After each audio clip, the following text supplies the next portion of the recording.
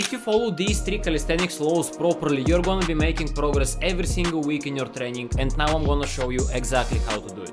But before going into that, I just wanna let you know that if you're training the planche, I have a free gift for you, so if you want it, just check this video, it's only 30 seconds. I went from tuck to full planche in less than a year, and I made such a crazy progress because I trained hard but also smart. And most people skip the second part, and this is why they are staying stuck on the same progression for months, sometimes even years. They think that just training hard and always pushing to failure every single workout is going to make them progress, but it doesn't work like that. And this is why I created my free planche guide, where I explain you the proper technique of every single progression and planche exercise, and also you're going to get a training program that you can follow step by step. So if you want to get the guide, once again it's completely free, just DM me the word progress on Instagram. I will leave the link in the description and I will send it to you.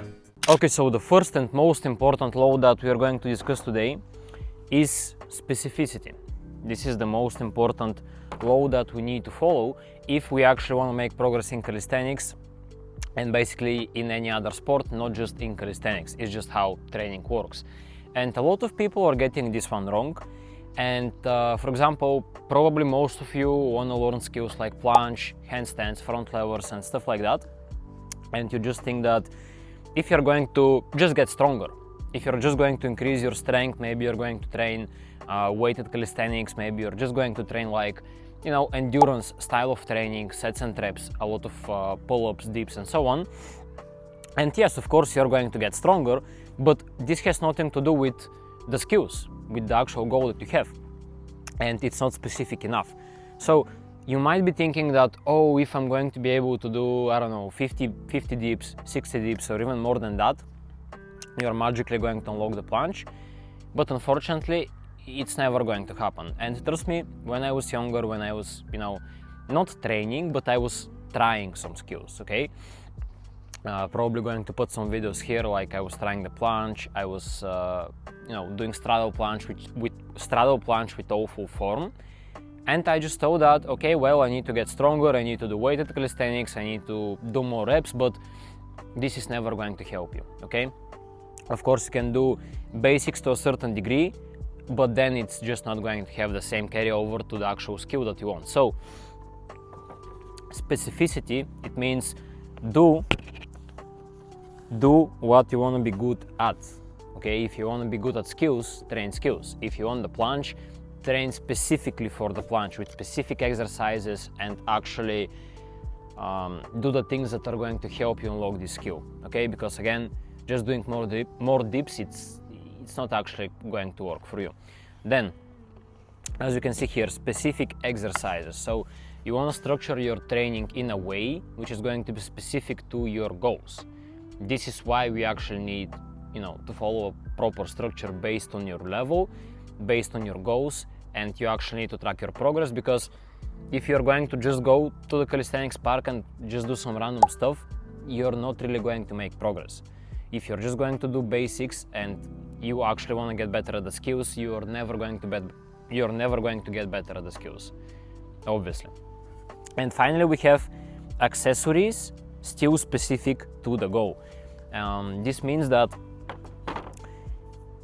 you want to start the workout with the most specific exercise that you can do based on your goal. For example, again, you want the planche, you're going to start with holds, with progression holds, because this is going to be the most specific thing that you can do based on your goal. Obviously, you still can do full planche, so you're going to do, I don't know, tuck or advanced tuck or straddle planche, holds. This is going to be the most specific thing to your goal. Obviously, you're not just going to spam holds for the whole workout, so once you finish with the holds, you're going to do some accessory exercises which are still going to be specific to the planche. So I'm going to give you an example. Can you do dips as an accessory exercise? Yes, you can after the holds, but is it going to be specific to the planche? Not really. So instead of doing dips for accessories, you can do easier progressions of the planche, push-ups, for example, tuck push-ups. This is going to be pretty specific. Or you can do straight arm exercises for the planche, like planche leans, planche lean presses. If you're good with handstands, you can do tuck planche to tuck press to handstand, you know, stuff like that. And this is going to be your accessory work, and this is going to be, again, the second most specific exercise that you can do after the holds. So the most important thing that you need to remember from that is do what you want to be good at. If you want to be good at skills, train skills. And we are slowly moving to the second law, which is going to be progressive overload, which is still super mega important. This is why it's the second law. So you have heard a lot about progressive overload, but what does it actually mean? Progressive overload means that you're getting stronger and you need to make your workouts harder, because if you're getting stronger but you're not going to change anything in your workout structure, you're just going to do the same workouts as you did before, nothing is going to change. At some point you're just going to stop making progress because it's not going to be challenging for you. And this is why when I'm working with my clients, I'm updating their programs every single week, because making progress every single week and breaking PRs every single week is normal when you're training properly. And I can't just, for example, give them one program and just tell them to follow it for 3 months. It's just not going to work. This is why if you're making everything right, if you're training right, with the right technique, with the right structure, and you're actually training smart, not just hard, you're going to make PRs every single week. And you have to update your program every single week. So as you can see here, PRs every week, okay? And I'm not saying that you're going to do crazy PRs, like for example going from, I don't know, 5 seconds planche to 10 seconds planche on the next week. Obviously that's kind of impossible, but PRs could be, for example, better form in the holds. You might still hold it for 5 seconds, but you're going to hold it with a better form. That's already a PR, that's already progress. And progressive overload could be done in a lot of ways. Here you can see we have intensity, so better form. Again, you do the same sets, the same reps, but with better form, which means that you're getting stronger, which is progressive overload. So remember that. Better form means higher intensity. Then we have volume.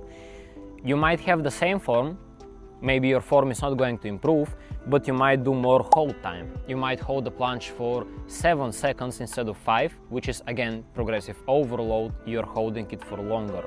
Okay, this is another form of progressive overload. And then we have more sets.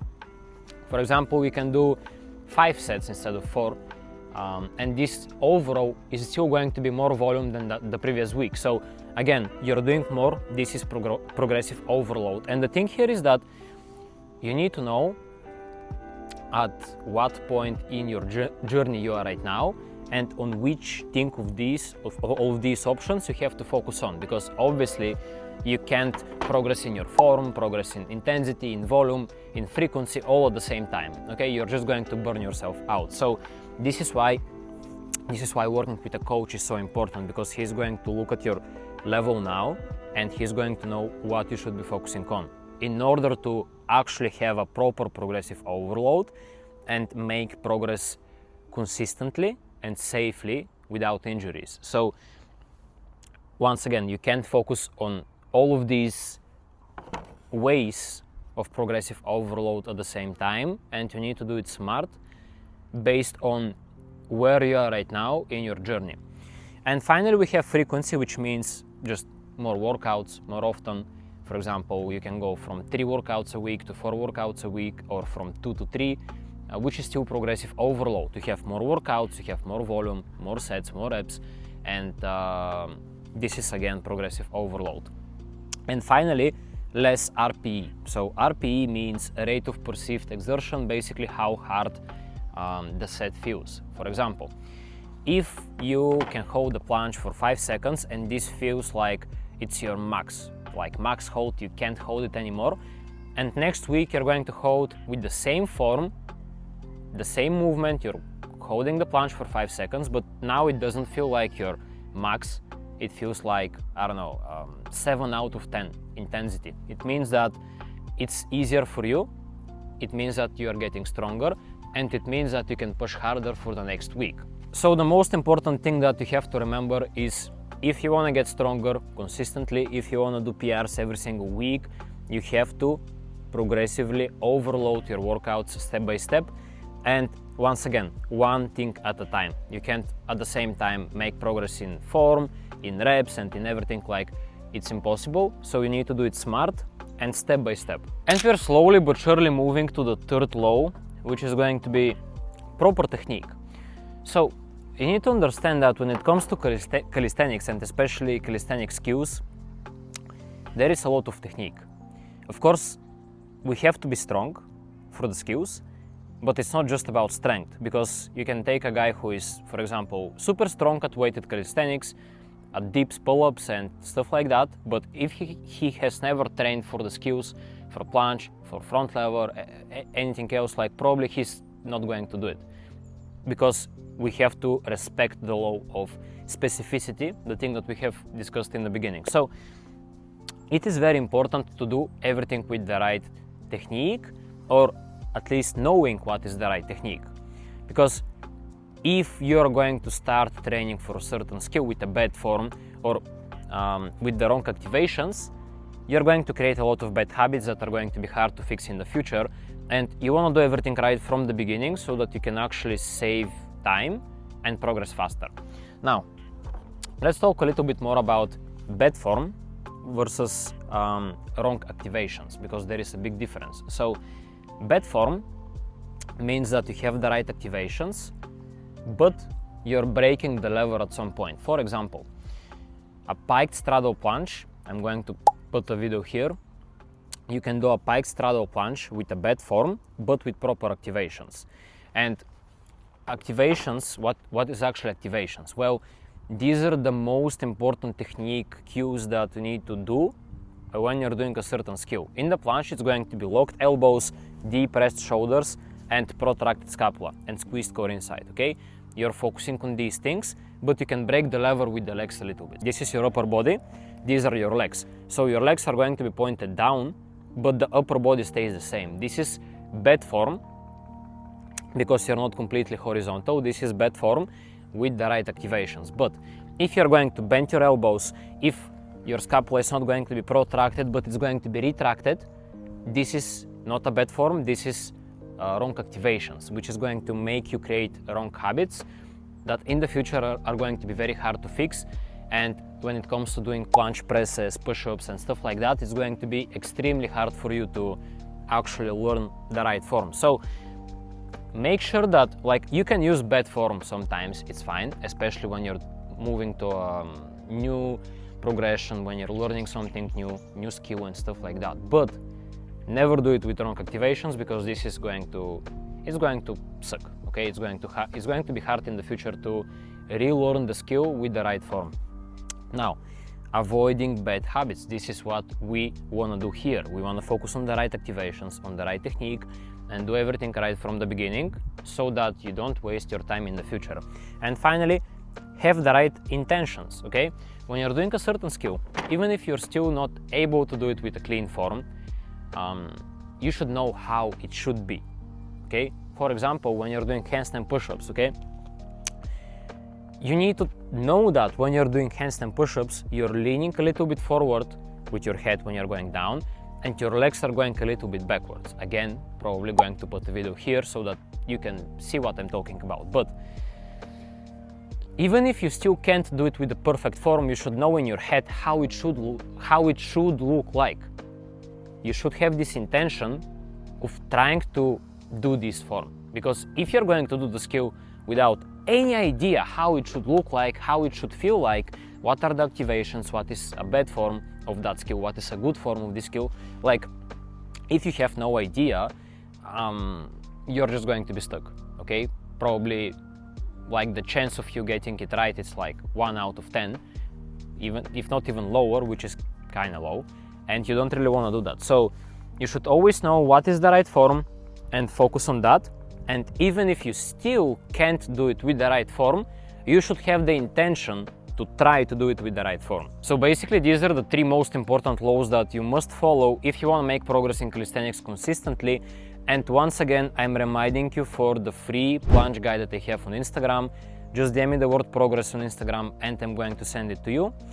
And if you feel like you need some extra help for achieving your dream skills, like, once again, planche, front lever, handstands, handstand push-ups, muscle-ups, and other skills too, and you don't want to waste years of trying, experimenting, see what is going to work, what is not going to work, and you actually value your time, you can apply for my one-on-one coaching. It's the first link in the description. It's a simple application, fill it out. Once you fill it out, I'm going to reach out to you and we are going to see if we are a good fit for each other. And basically that was it for the video. I hope that you learned something new, it was valuable. Make sure to take action, because otherwise it doesn't matter. So watch this video, take action, get back to it if needed to remind you of something, but the most important thing is to take action and actually implement this knowledge into your workouts. So expect redemption as always, and see you in the next one.